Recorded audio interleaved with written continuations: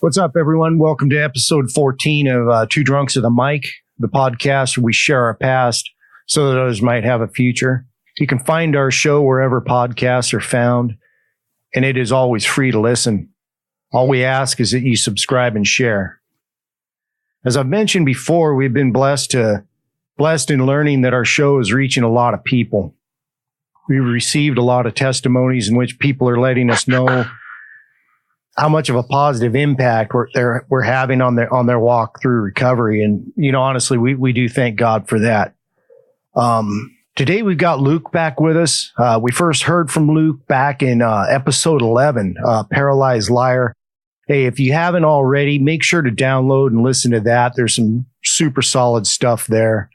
But for those that aren't familiar, Luke is Randy's brother, and dude's got a ton of wisdom when it comes to this thing called recovery, with both the struggles to get here and what keeps us here, man. I mean, we all kind of, just because we're in recovery, the struggle still kind of happens. So, and with any luck, man, we'll have him on more often. One of the really cool things about doing this podcast is the interaction we get to have with people. And through those, a lot of great questions and insights come up, and we really do learn a lot from them. So please keep those coming. And as a result of one of these interactions, over the past several weeks, I've had an ongoing chat with one of our many listeners that's based in the UK. We seem to have a big following over there, and that's really cool. And it's actually because of this conversation that I've had. His name's Ben. He gave us permission to use his name, and we really appreciate that. It's through that conversation I've had with Ben that I've personally been doing a lot of thinking about some of the struggles I faced during my early days in recovery, namely, and kind of loosely summing up Ben's concerns as they relate to his personal program is kind of the uncertainty of things, kind of all the uncertainty of everything, the cause of things, the blame, level of spirituality that is needed to achieve change, and just all these questions that run through our head, and the list can go on. It's just, there's a ton of them, but I guess it got me wondering, are they really worth considering, or can they get in the way? So Luke, I want to start with you. Were there things that came up in your early recovery that were particularly tough to deal with?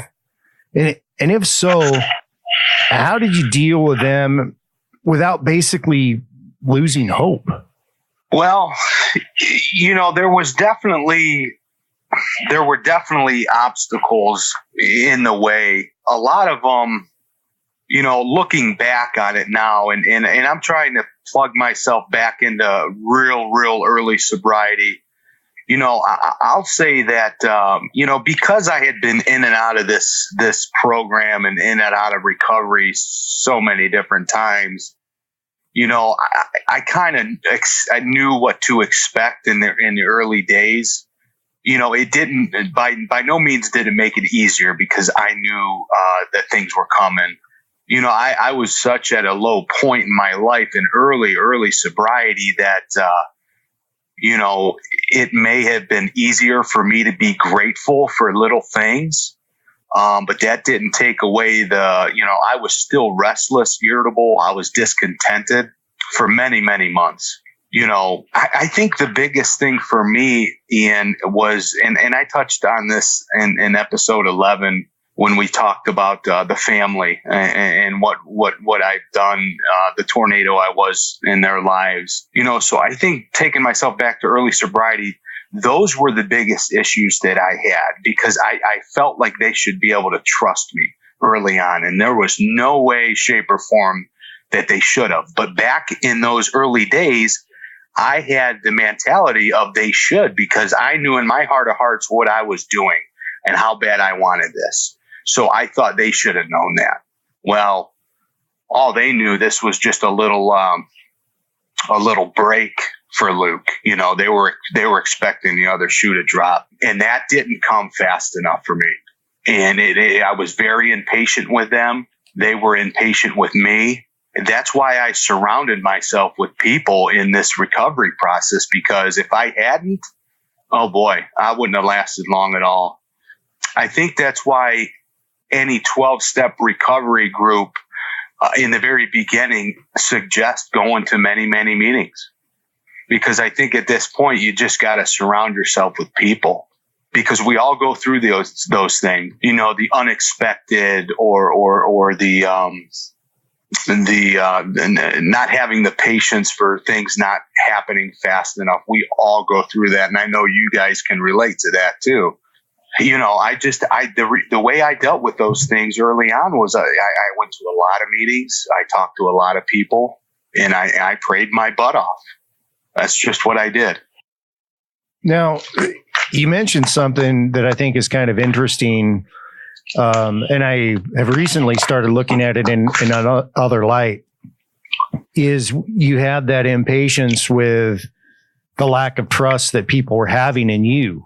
And I think that's very common.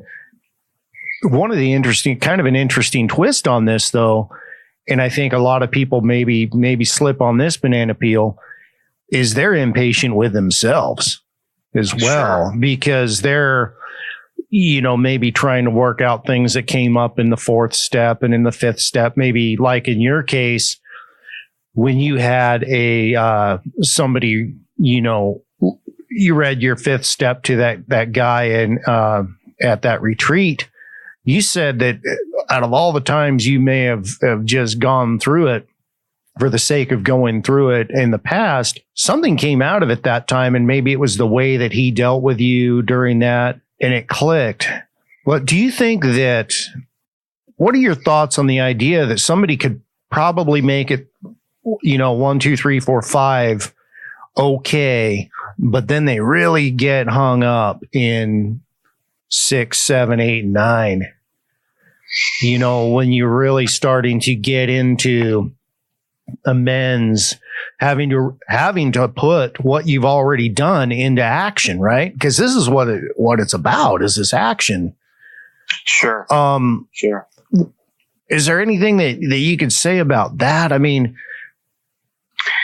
yeah, absolutely. I think this is where good sponsorship comes in, because, you know, the way it was taught to me is, you know, once I got through, because that's a good point, Ian, because a lot of people they'll breeze through steps 1 through 5, and then they'll coast for a little while, and things get a little tough, because let's face it, going and facing the people we owe amends to, whether it's, you know, family, you know, or finances, any of that can be very scary, and fear can, as we all know, take us right on out the door. What I needed to do, what was suggested by my sponsor, was after I was done with step 5, after I had that experience and that real good experience, I didn't wait around to work steps 10, 11, and 12 until I was done with 9. I didn't do it that way. I went right into a daily program, and what it did is it fueled me to go out and make my amends, you know, when needed. Okay. You know, so I was working a maintenance program, a daily 10, 11, and 12 type of thing as soon as I was done with step 5. Sure. Yeah, especially like 11, right? Absolutely. 11 is critical. And I know in the last episode, I talked about me personally having to reconnect with 3 and 11. Man, those were what I found to be areas that I struggled in, is that giving it over to the will and care of God, and then that daily connection. So I guess to me, maybe I answered my own question of where people do struggle, because, you know, when I look at 6, for instance, 6, 7, and 8, okay. Mm-hmm. In 5, it's easy. Like you said, we're okay. I can admit this. It's not costing me anything at this point. Until you start working with somebody maybe on 5, and you're admitting to God and to ourselves and to another human being the exact nature of our wrongs. Okay, that can be pretty uncomfortable, especially in an honest program. But then when you get into 6, okay, we're entirely ready to have God remove all these defects of character. 7, humbly ask him to remove our shortcomings. And 8, made a list of all persons we had harmed and became willing to make amends to them all. If you're not solid in 6 and 7, meaning you don't have this God thing or this spiritual thing figured out at that point, where are you going to dump that stuff? I know we talked about it before. A lot of people, they'll just adopt a higher power to get them to this point. And, I'm not going to say one way or another whether that's wrong. I'm just stoked that they're there to that point. But do you think that's kind of fair to say why maybe some struggles come up? Is they're not unsure of the higher power, of the God thing, of maybe lack of understanding of how much spirituality needs to be had at that point? Or yeah, I think it's like this. I think it's this spiritual growth thing, it happens in so many different variances for everybody that's involved in this journey. It's not one and the same for any two people, but it's a personal journey. Okay. And like you just hit on step 11 and step 3, how crucial those steps are on building that relationship. And you're right, Ian, it's none of my business what the other person, even a guy I sponsor, whoever they want to choose to call their higher power, that's their business. Okay. I've seen it. I've seen them, like you mentioned, borrow somebody. I've seen that happen. But I've seen after time, after plugging into step 11 for a little while, their idea of a higher power changes pretty drastically. And what I think is, like I said, this thing needs to come with good sponsorship. And if someone breezes through the first 5 steps and because if they do a proper 5th step with the proper someone, they're going to understand step 6 and 7. Okay. It's totally out of our control. Okay. I knew I didn't have any I admitted I was powerless in step 1. Okay. Powerless over alcohol, but I also admitted I was powerless over many different things in my life. Mm-hmm. And I wasn't going to be able to change who I was because I'd been trying to do it for 35 years. Okay. So I needed to take that information and start searching spiritually for the answers. Okay. And like I said, as soon as I went through those first 5 steps, boom, I had an understanding of 6 and 7. I knew I had a ton of amends to make.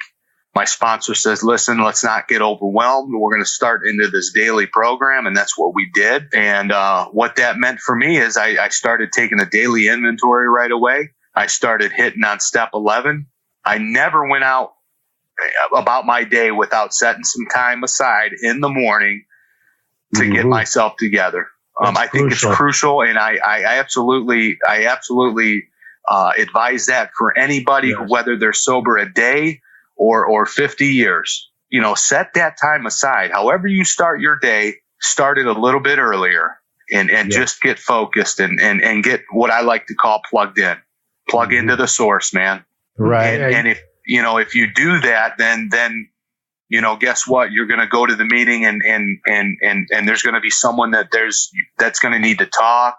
So boom, you're working steps 10, 11, and 12, and you just finished your 5th step. Yeah, I'm telling you, that's what fueled me to make those amends. If I had just stopped at 5 and wasn't going to meeting and talking to people and wasn't doing my meditations in the morning, I don't believe I would have had the willingness to face some of these people I had to face. Yeah, let me ask you this, Luke. Let's put the steps aside just for a moment.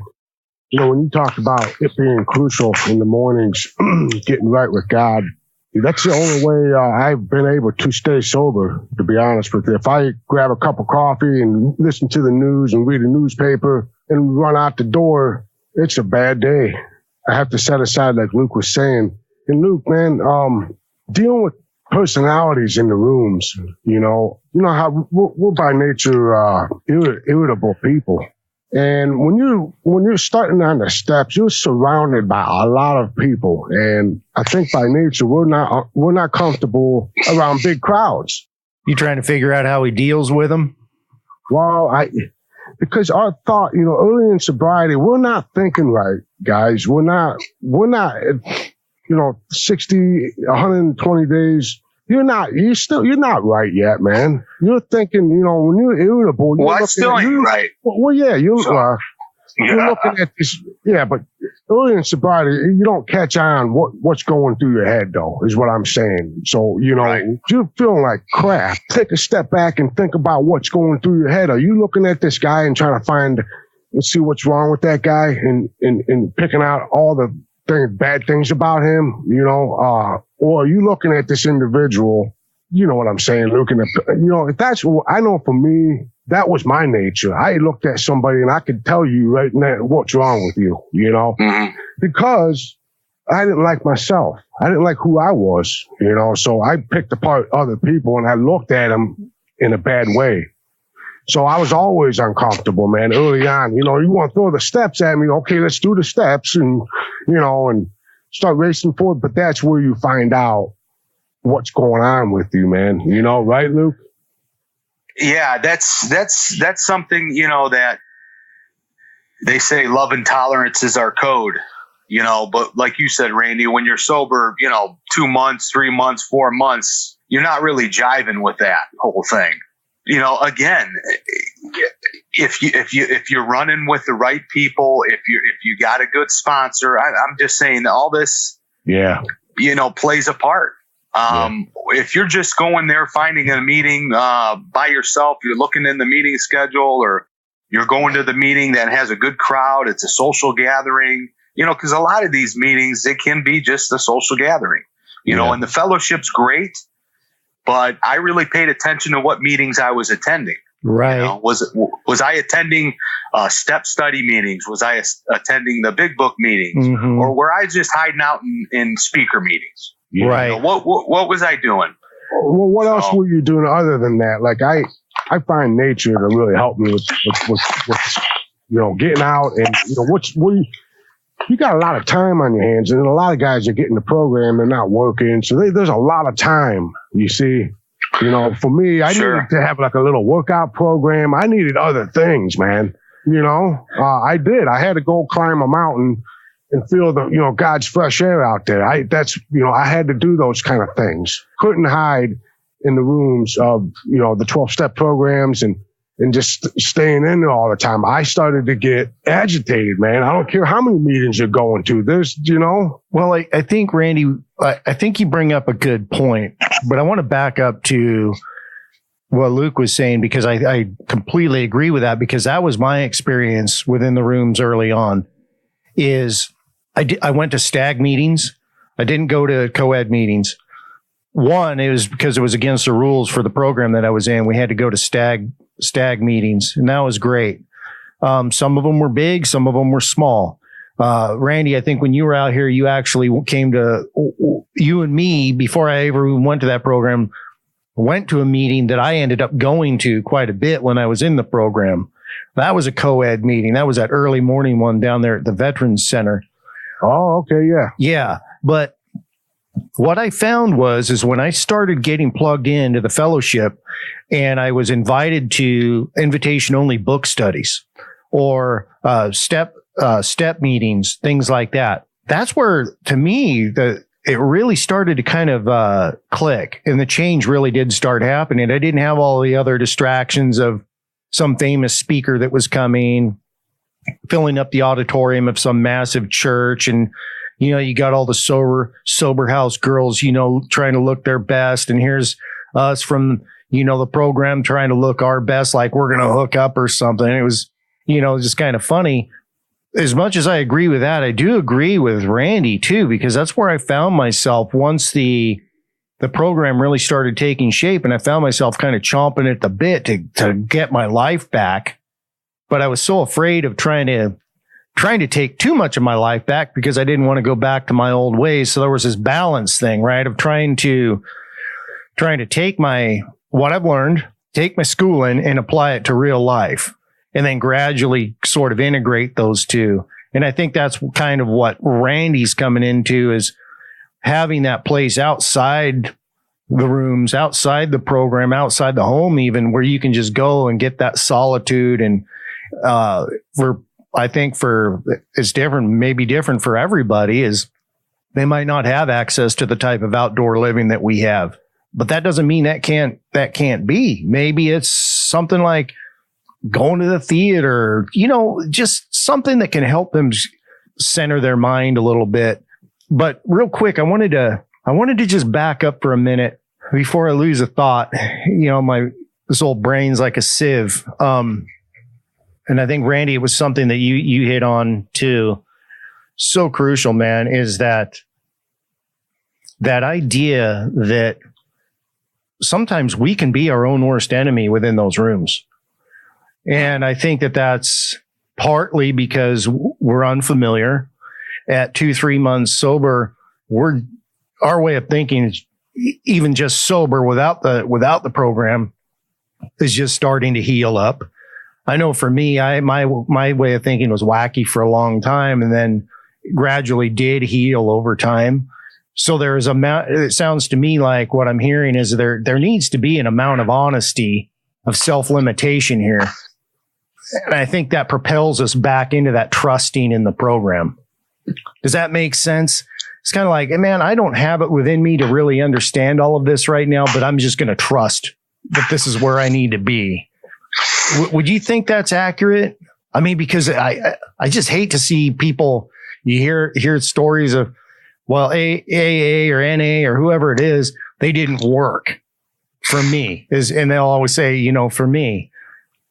Like we've already established, there isn't a monopoly on all of this. But my question would be, is like, did you give it an honest effort?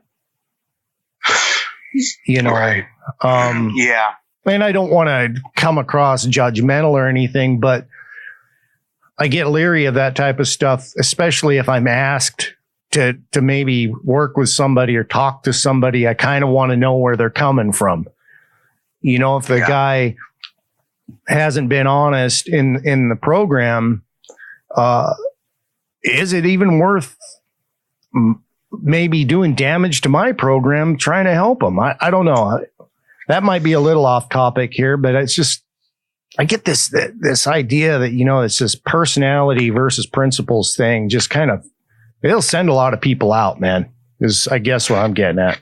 Yeah. There's, I deal with, things like that quite a bit.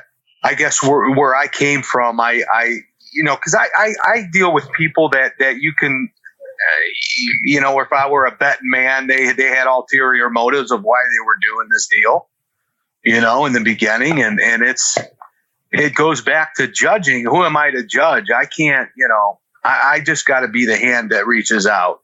Okay. However it shakes out is not up to me. Right. I'm just the messenger. But yeah, it can be frustrating and it can get aggravating. And, I remember people used to always say to me, man, Luke, if I could give you my sobriety, I would. I just want to shake it into you, or whatever people told me for years upon years. Right. I see that with people I work with now, Yeah. and this is kind of cool because it's bringing us into a subject, I think. I can see where, say, guys I'm sponsoring, I can see where they're turning, man. They're turning down that wrong road, and they don't see it themselves. Or the right road. Well, what are they doing, Luke?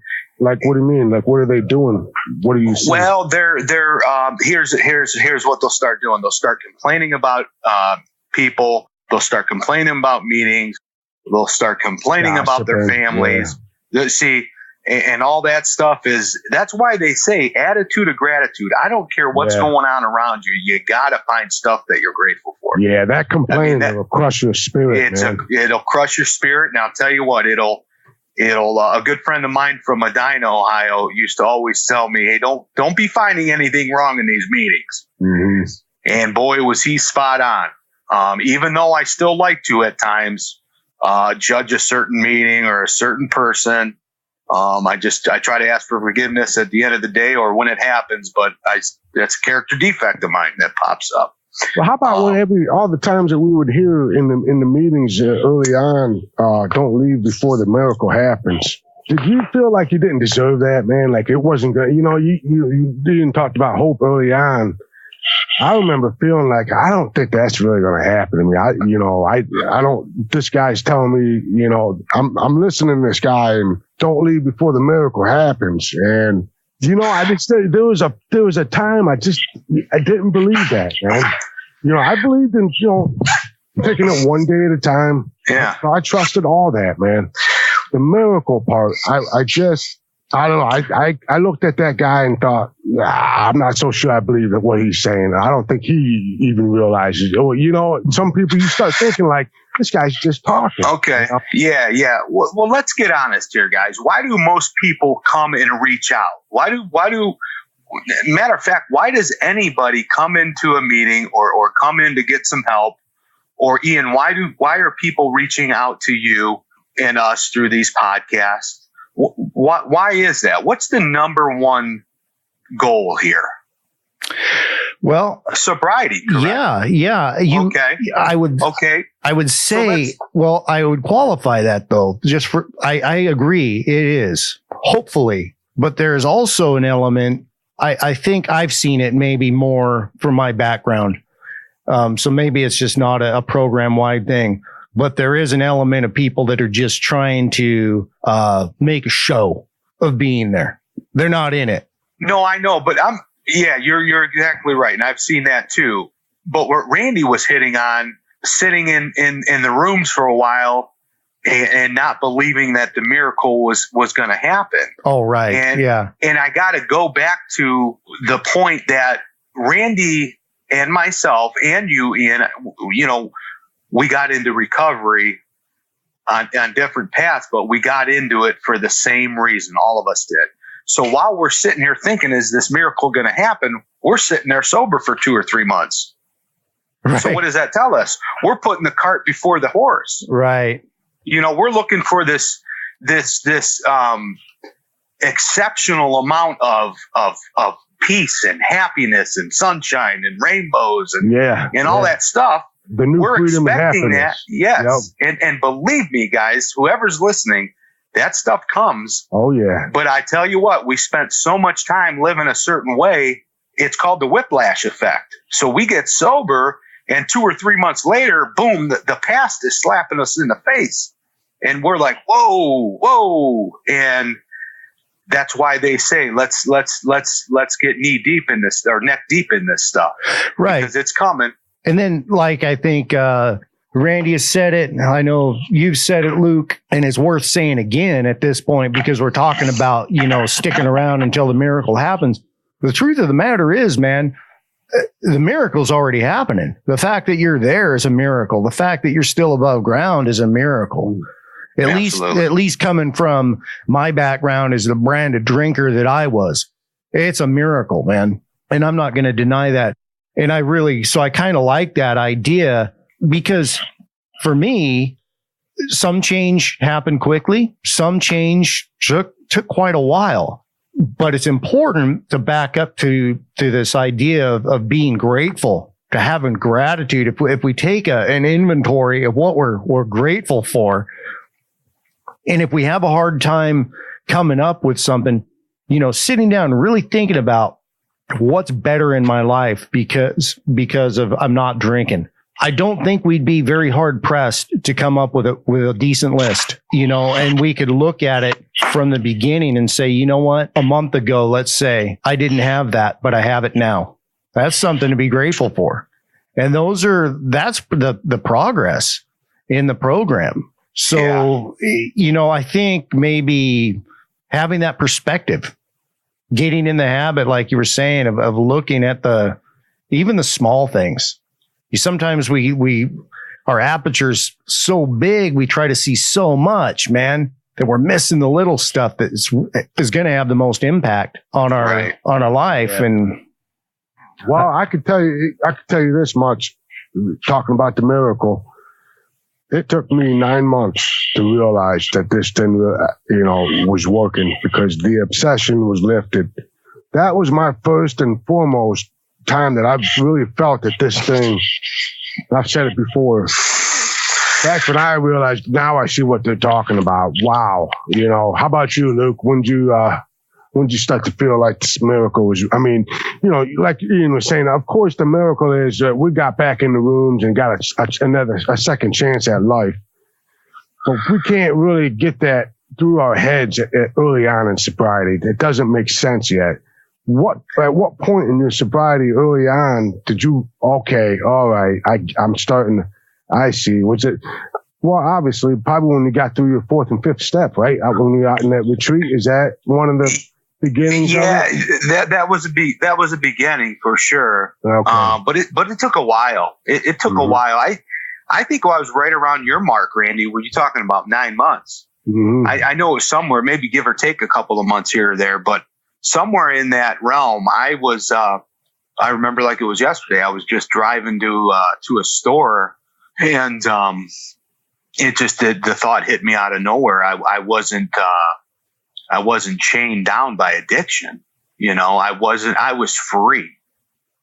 I was free because so many other times I'd try to get clean and sober, and I was scared to drive down this street or to walk down that street or to go past that corner or and for one of the first times in a very, very long time, I felt that sense of freedom to where, you know, I can do whatever I want to do. I'm not, my thoughts aren't consuming me with, you know, just addiction.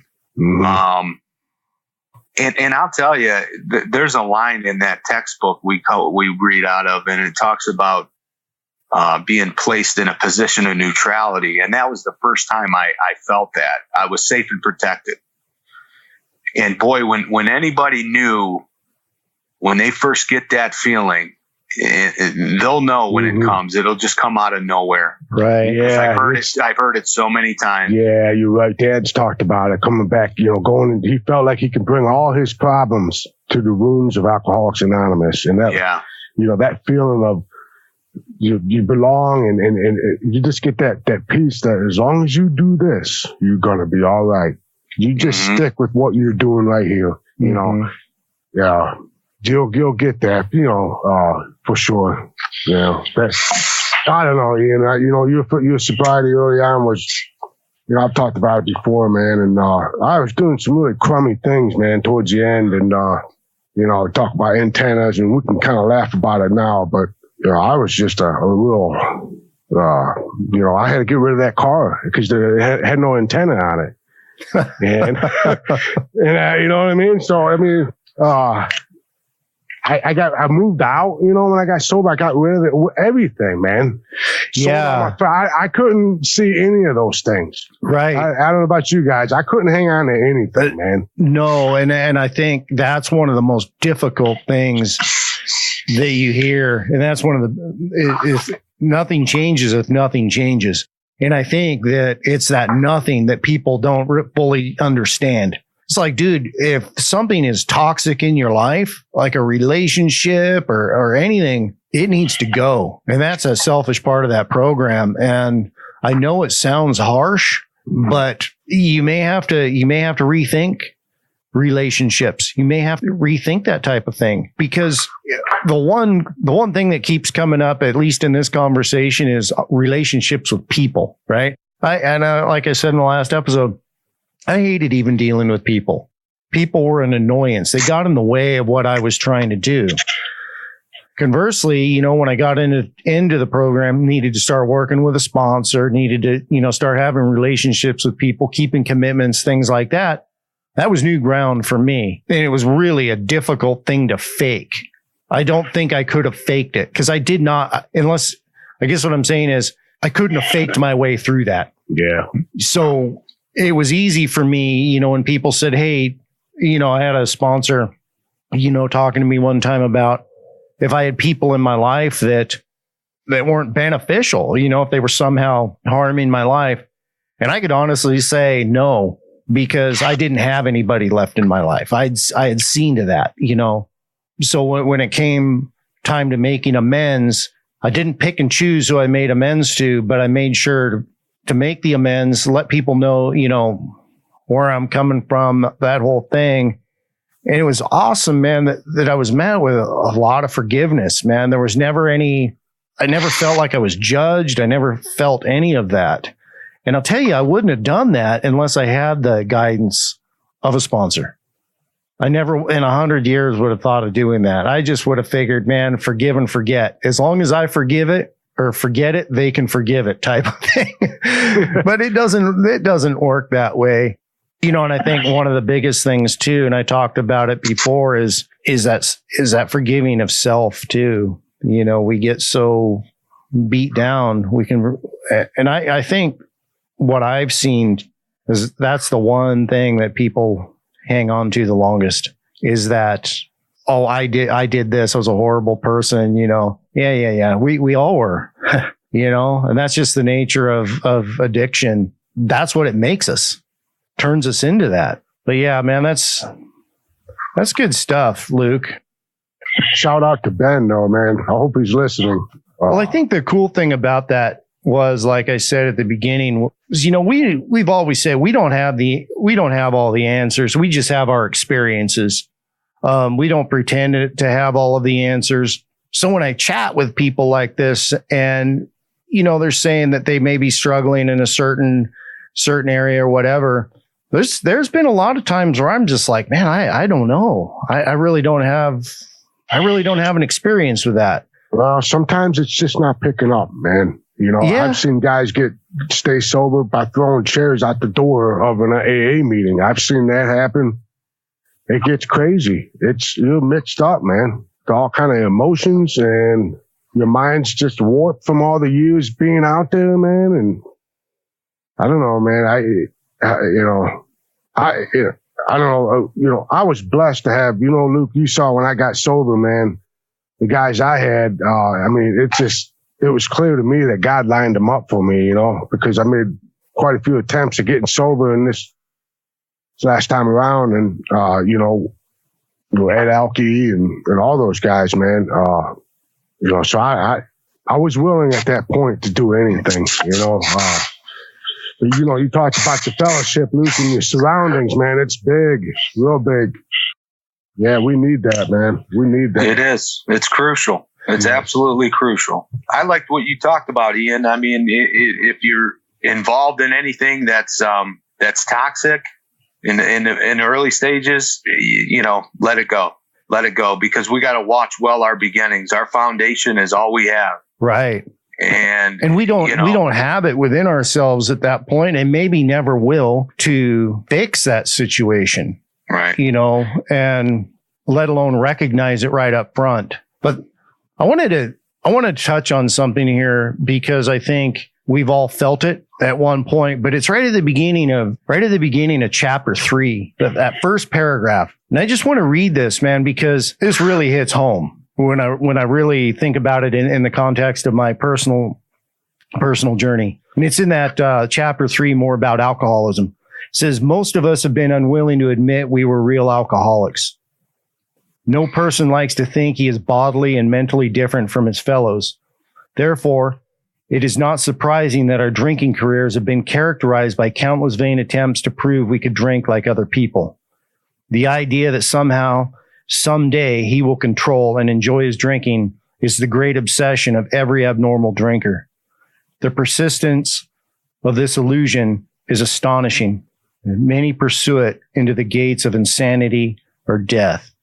Man, it's been a lot of years, man. I'm coming up on 9 years in August. It's been a lot of years since I've had that obsession over me. It wasn't lifted immediately, but within, I'd say, the first 5-6 months, that's kind of that sweet spot for me where that obsession was lifted. Up until that point, even through that program, though, there really was that idea, man, well, maybe I could do it different this time, Yeah. And that needs to be replaced. And I think you hit it. That's how that's replaced is daily being in meditation, prayer, keeping a conscious contact with God, being honest, and revisiting that idea of, do we truly turn our life over to God? Because every time we try to snatch something back out of our life, we're taking that control from God. Right. I've done that. I've done that. I've done that recently, and it can really trip me up. I thank God though that the solution for me now isn't just to go pick up and drink. I'll get angry or lose my temper about certain things. There's other things in my character that I have to work on and have for years and years. Some of them just are an ongoing process because after all, we're just people. Mm-hmm. But the point that I want to make with this is something that you hit on. It does happen. That obsession does become lifted through those steps. Now, whether or not we take Randy's approach to, finding something outside those rooms to fill a gap, fill a hole, I don't think there's anything wrong with that. We all have that. Yeah. And all need that as long as we have some form of balance in here, right? Because I don't know about you guys, man, but I get pulled way out of balance. I want to go, well, this was my old way of thinking. I'm going to do the exact opposite because it's going to keep me, in the middle. No, man, too much of a good thing is still too much of something, and I get obsessed about doing that good thing. It's just the way I think, and what are your thoughts on balance, Luke? Where are you finding that these days? Man, that's talked about a lot, balance. And it's each and every other person's journey. They'll have to find that. As an example, what do you have? Where do you find yourself where that balance kind of breaks down a little bit? Well, I'm a busy person. Okay. But I have to watch that because I can stay busy and not really accomplish much, if you know what I'm saying. So in the beginning when I developed I started to run a lot.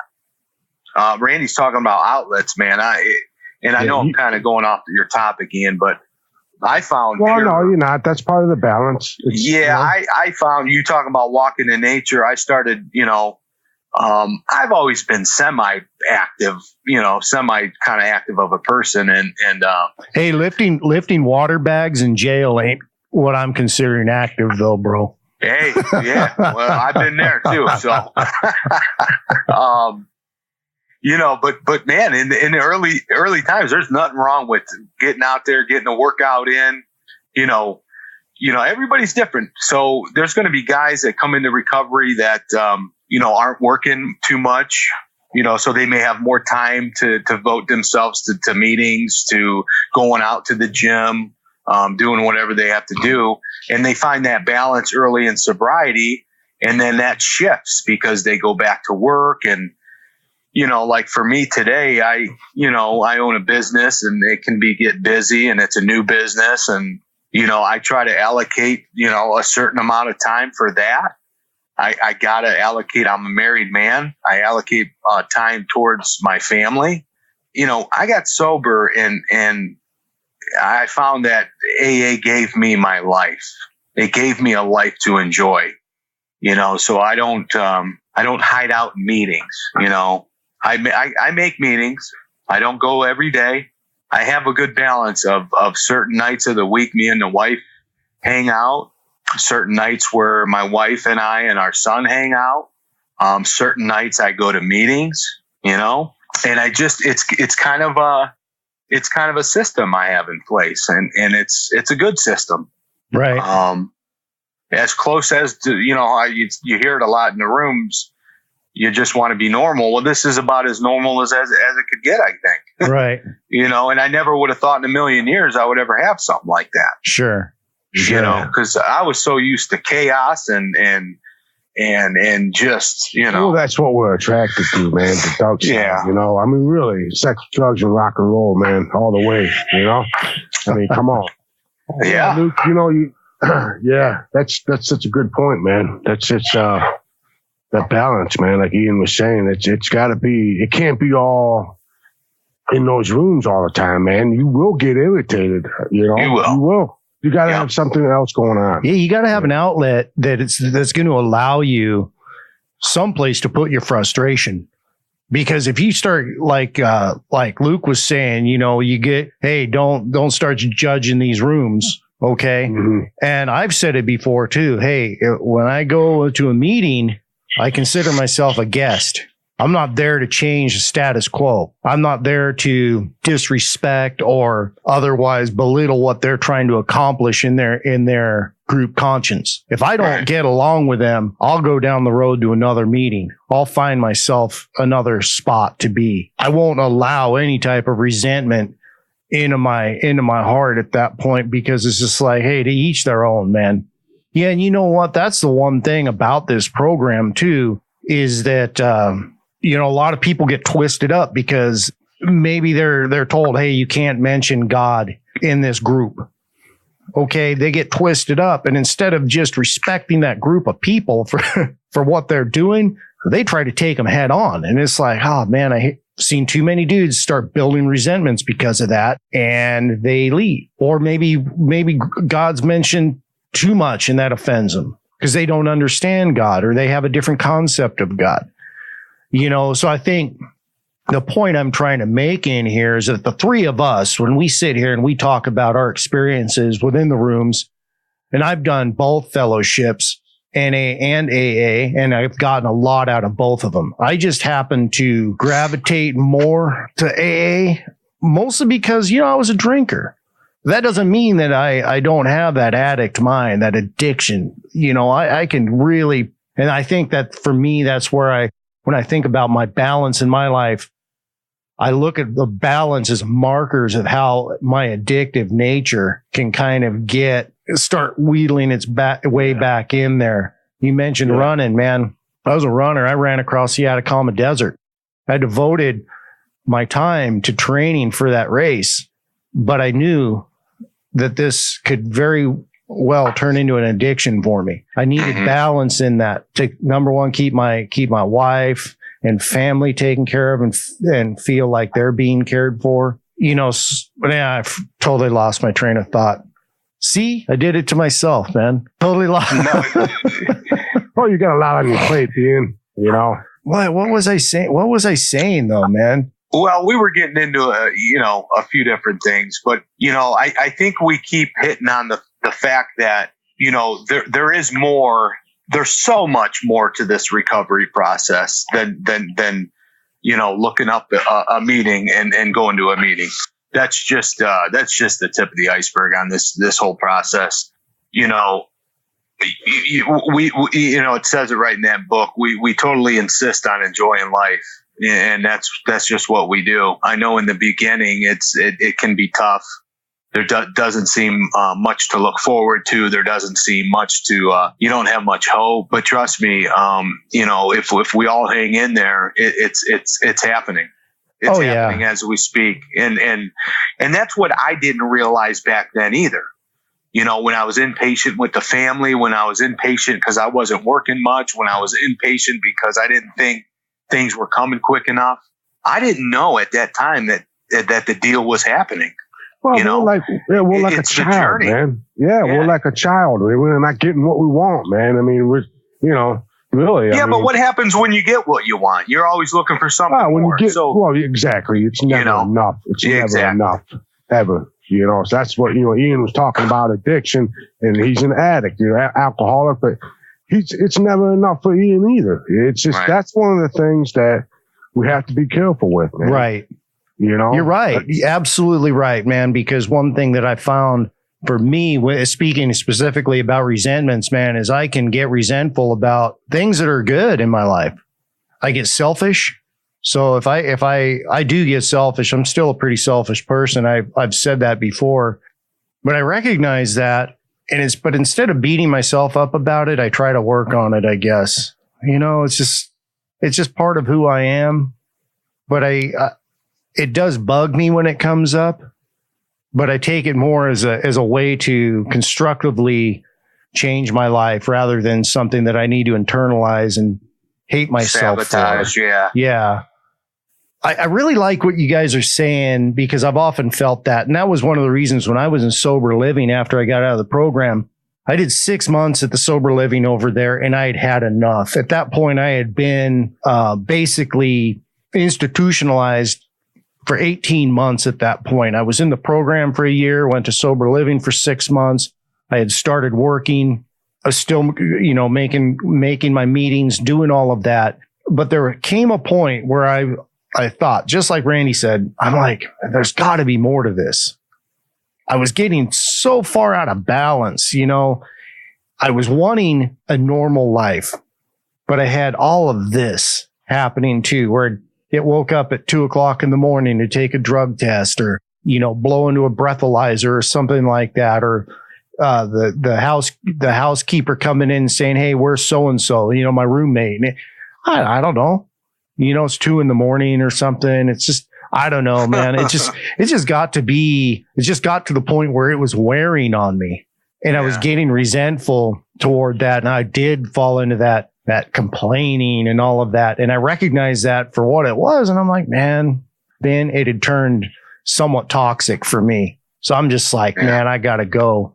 I was grateful to him and all of that, but I felt, man, I've spent all my time doing this. It's time for me to put this to the test, man. How do I get a normal life back? How do I do these things and make what I've learned and devoted my life to over the past year and a half? How do I make that work for me in real life? Is what it came down to for me. And there's been some rocky times, but one thing I can say through it, though, is that I've never even thought of drinking.